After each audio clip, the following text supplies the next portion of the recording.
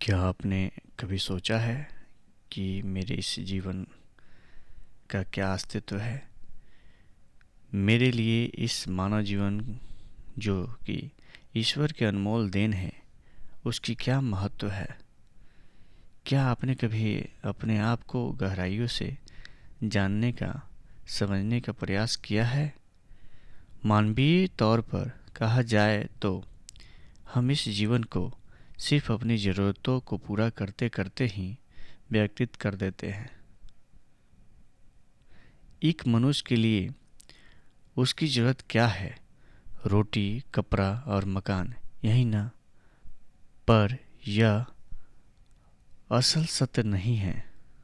हर मनुष्य का जन्म इस धरती पर एक विशेष कारण से होता है, जिसे हम धीरे धीरे समय के साथ समझते चले जाते हैं।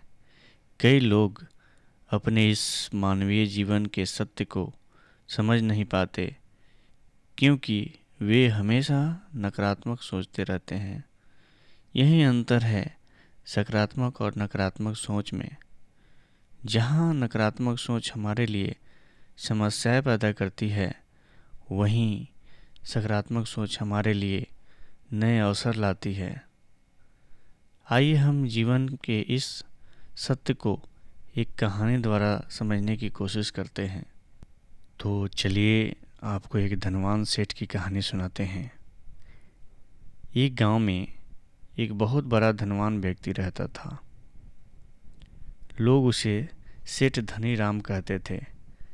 उस सेठ के पास प्रचुर मात्रा में धन संपत्ति थी, जिसके कारण उसके सगे संबंधी, रिश्तेदार, भाई बहन हमेशा उसे घेरे रहते थे। वे उसी के राग अलापते थे। सेठ भी उन सभी लोगों की काफ़ी मदद करता था। तभी अचानक कुछ समय बाद सेठ को भयंकर रोग लग गया। इस भयंकर बीमारी का सेठ ने बहुत उपचार करवाया, लेकिन इसका इलाज नहीं हो सका। आखिरकार सेठ की मृत्यु हो गई। यमदूत उस सेठ को अपने साथ लेने आए। जैसे ही यमदूत सेठ को ले जाने लगे, तभी सेठ थोड़ी दूर जाकर यमदूतों से प्रार्थना करने लगे, मुझे थोड़ा सा समय दे दो, मैं लौट कर तुरंत आता हूँ।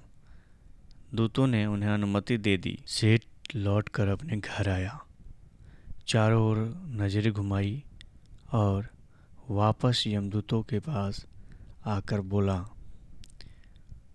शीघ्र चलिए। यमदूत उसे इस प्रकार अपने साथ चलने के लिए तैयार देखकर चकित रह गए और सेठ से इसका कारण पूछा। सेठ ने निराश भरे स्वर में कहा, मैंने हेरा फेरी करके अपार धन कम एकत्रित किया था, लोगों को खूब खिलाया पिलाया और उसकी बहुत मदद की थी। सोचा था कि वो मेरा साथ कभी नहीं छोड़ेंगे। अब जब मैं इस दुनिया को सदा के लिए छोड़कर जा रहा हूँ, तो वे सब बदल गए हैं।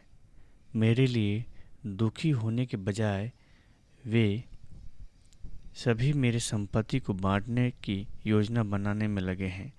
किसी को मेरे लिए जरा सी अफसोस नहीं है। सेठ की बात सुनकर यमदूत बोले, इस संसार में प्राणी अकेले ही आता है और अकेला ही जाता है। इंसान जो भी अच्छा या बुरा कर्म करता है, उसे उसका परिणाम स्वयं ही भुगतना पड़ता है। हर प्राणी इस सत्य को समझता तो है, पर देर से। हम इस बात को अपने जीवन में भी देख रहे हैं। लोग जीवन में सत्य को भूलकर मानव द्वारा बनाए गए जाल जैसे लालच, रुपया, पैसा, बुराई आदि तले दब गए हैं। आप जो भोजन ग्रहण करते हैं, वह पेट में 4 घंटे रहता है। जो वस्त्र पहनते हैं, वह 4 महीने रहता है। लेकिन जो ज्ञान आप हासिल करते हैं वह आपके अंतिम सांस तक साथ रहता है और संस्कार बनकर आपकी अगली पीढ़ी तक पहुंचता है। ज्ञान का बीज कभी व्यर्थ नहीं जाता। जो है जितना है सफल करते चलो। सफल करने से ही सफलता मिलती है। हर व्यक्ति को सकारात्मक तरीके से देखो, सुनो और समझो।